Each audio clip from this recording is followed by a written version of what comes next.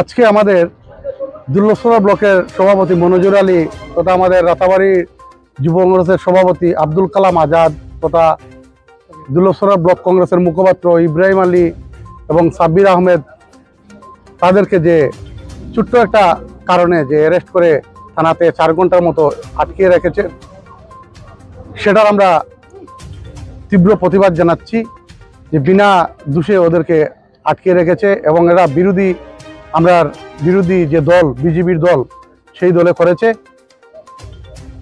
আজকে তাদের ভয় লেগে গেছে কংগ্রেসের এই প্রচার দেখে।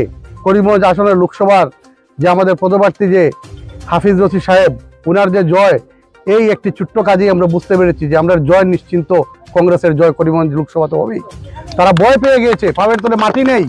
এবং আমরা হুঁশিয়ারি দিতে যাচ্ছি যে যাদেরকে আমরা আব্দুল কালাম আজাদ, আজকে মনোজুর আলী, সাব্বির আহমেদ, ইব্রাহিম আলী, যাদেরকে ওরা অ্যারেস্ট করেছে, ওদেরকে একজনকে অ্যারেস্ট করলে হাজার হাজার আমরা মনোজুর আলী তৈরি হয়ে আসবো প্রতিবাদ জানাতে, আব্দুল কালাম হাজার হাজার রাতাবাড়িতে তৈরি হয়ে যাবে প্রতিবাদ জানাতে। অন্যায়ের প্রতিবাদ আমরা জানাবই।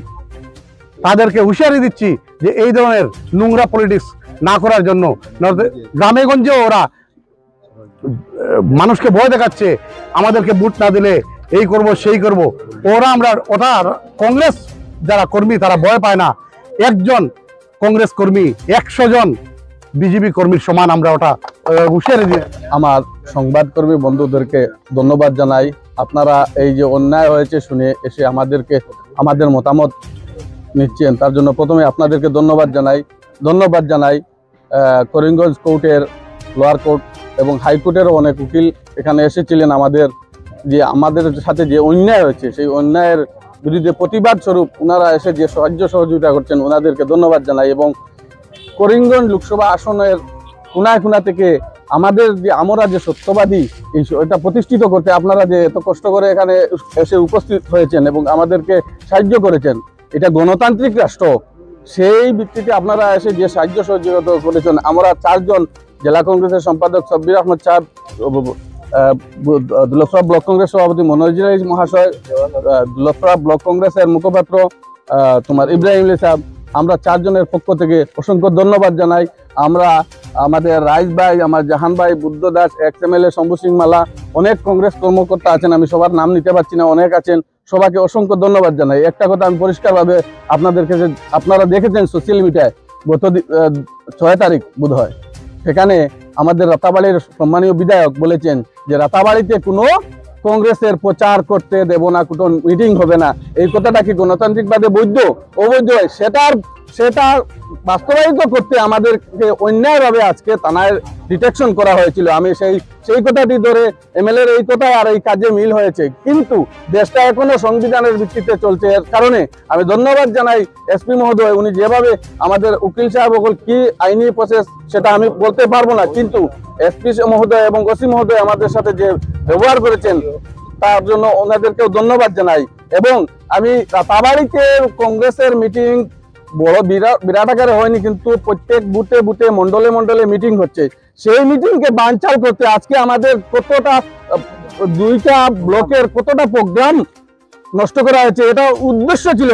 কিন্তু রাতাবাড়ির জনগণ আজকে বুঝে গেছেন যে এই উপস্থিতি থেকে আমি বুঝতে পারছি যে মিটিং এর কোনো প্রয়োজন নেই। হাফিজ রশিদ আহমেদ সাহেবের জয় নিশ্চিত এবং ওনাদের পায়ের নিচে মাটি নেই, এই কথাটা একদম প্রমাণিত হয়েছে। না হলে এইভাবে অন্যভাবে আমাদের উপস্থিত আজকে বিনা কারণে বিনা দোষে আমি ব্লক কংগ্রেসের সভাপতি, আমার ব্লক কংগ্রেসের মুখপাত্র, জেলা কংগ্রেসের সাধারণ সম্পাদক, জেলা কংগ্রেসের ও যুব কংগ্রেসের সভাপতি আমাদেরকে থানায় ডেকে এনে 4 ঘন্টা এখানে আমরা বসেছিলাম। এবং বিনা কারণে যে আজ আমাদেরকে আনিয়া যে বা যারা চক্রান্ত বিজেপির যারা করছে, এরা যেন আজকেও এরা কাম শেষ হয়ে গেছে রাতাবাড়িত। আমরা চক্রান্ত করি আনিয়া আইন যেন ঢুকাইছে, যেন বুঝছেন আইনের দিকে, এটা আইনে মানেন না।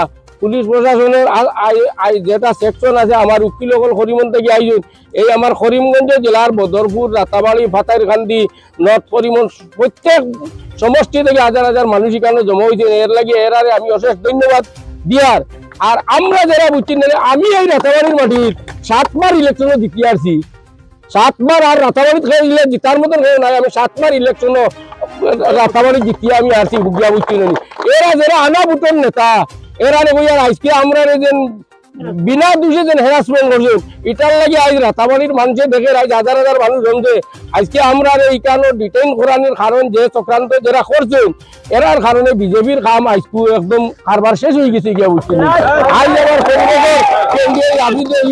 একদম নিশ্চিত জানাতে পেরে আমি খুব আনন্দিত। আমরা যখন প্রচার করাচ্ছিলাম তখন আমরা খবর পেলাম যে আমাদের এই রাতাবাড়ি অঞ্চলের দুর্লভছড়া ব্লক কংগ্রেস কমিটির পদাধিকারী এদেরকে অ্যারেস্ট করে নেওয়া হয়েছে। তৎক্ষণাৎ আমরা গিয়ে যখন দেখলাম আইউকে পেলাম উনি একটি এডিটিং ভিডিওর মাধ্যমে অভিযোগে ওদেরকে অ্যারেস্ট করেছেন। তো আমরা যখন আলোচনা করলাম বললাম ওইগুলো জামিনযোগ্য, তখন উনি এসপি সাহেব মহোদয়ের সাথে যোগাযোগ করেছেন, উনিও খুব ভালো রেসপন্স দিয়েছেন। উনি সঙ্গে সঙ্গে এসে আমাদেরকে আমাদের মানুষগুলোকে হাতে সমঝিয়ে দিয়েছেন। ওদিকে আমরা প্রশাসনের খুবই ভালো সহযোগিতা পেয়েছি আমরা রাতাবাড়ি থানা এবং করিমগঞ্জের সুপারিনটেন্ডেন্ট পুলিশের। যখন এই রাতাবাড়ি থানাতে আসি এখানে এসে শুনতে পাই যে এখানকার বিধায়ক একদম সরাসরি ভাবে এই পাহাড় অঞ্চলের লোকদেরকে বুলডোজারের রাজনীতি করছেন এবং এটার প্রমাণে আমার সঙ্গে আমি এখান থেকে নিয়ে যাচ্ছি এবং আমরা আগামীকাল এসপি সাহেবের সঙ্গে আমরা যোগাযোগ করব এবং এটার বিহিত ব্যবস্থা নেওয়ার জন্য অনুরোধ জানাবো। আপনারা লক্ষ্য করেছেন এই নির্বাচনে বিজেপি প্রশাসনিকভাবে সর্বক্ষমতা দেখিয়ে প্রশাসনিক অপব্যবহার চালাচ্ছে। আমরা বিভিন্ন সময় দেখেছি যে লোকাল এমএলএ বিভিন্ন সমষ্টির বিজেপির আমাদের কর্মী সমর্থকদেরকে ভয়ভীতি দেখাচ্ছেন। তার প্রমাণ হিসাবে আজকে কোনো কারণ ছাড়াই এখানে আমাদের দলীয় নেতৃত্বকে উঠিয়ে আনা হয়েছে অনেক ব্যক্তিকে। সেটা খবর পেয়ে আমরা জেলার বিভিন্ন স্থান থেকে আমরা ছুটে এসেছি। আমরা ধন্যবাদ জানাই এই জেলার যারা বেরিয়েছেন শুভবুদ্ধি সম্পন্ন আইনজীবীগণকে, যারা আজকে এই পাথারকান্দি এবং রাতাবাড়ির মানুষকে আশ্বস্ত করতে বেরিয়েছিলেন যে আর অন্যায় হবে না। পাথারকান্দিতে অন্যায় হলে শুধু আমাদের দল নয়, প্রার্থী নয়, উনারা যে 70-80 জন এই আইনজীবী বেরিয়েছেন, লোয়ার কোর্ট থেকে হাইকোর্টের আইনজীবী এই মাসের মধ্যে আছেন, প্রচার করে আশ্বস্ত করতে চাচ্ছেন জনগণকে যে ক্ষমতার অপব্যবহার যদি জনগণের বিরুদ্ধে হয় তাহলে আইনের দ্বারস্থ হয়ে ওনারা মানুষকে সাহায্য করবেন।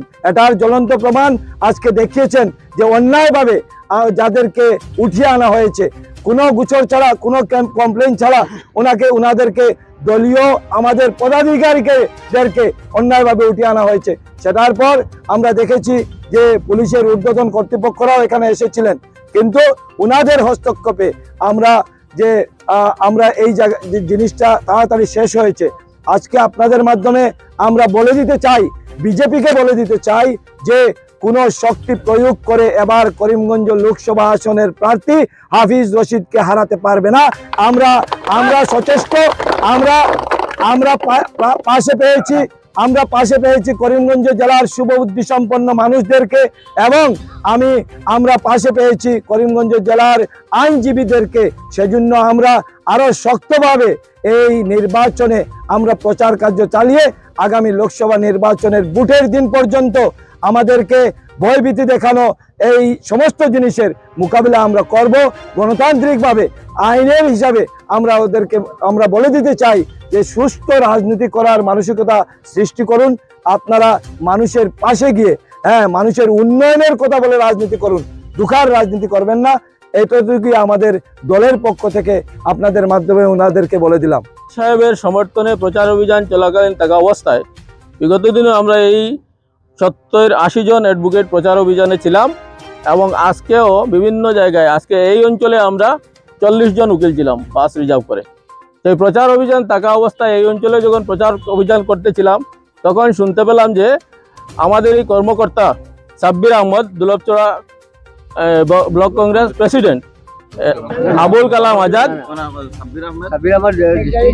District general secretary Abul Kalam Azad যুব কংগ্রেস জেনারেল সেক্রেটারি সভাপতি প্রেসিডেন্ট মনোজির আলী, ব্লক কংগ্রেস সভাপতি, আর ইব্রাহিম আলী ব্লক কংগ্রেস স্পোক্সম্যান মুখপাত্র, ওনারকে থানায় আটক করে রাখা হয়েছে একটা গোচরের ভিত্তিতে।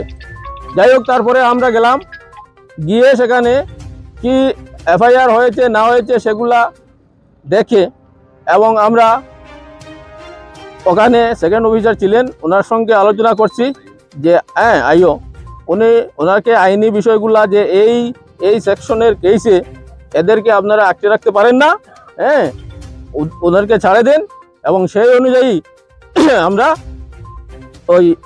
ওদেরকে বুঝতে পেরেছি যে আইনি প্রভিশন কি কি আছে, এবং সেই অনুযায়ী আজকে এরা এই থানার থেকে মুক্তি দেওয়া হয়েছে।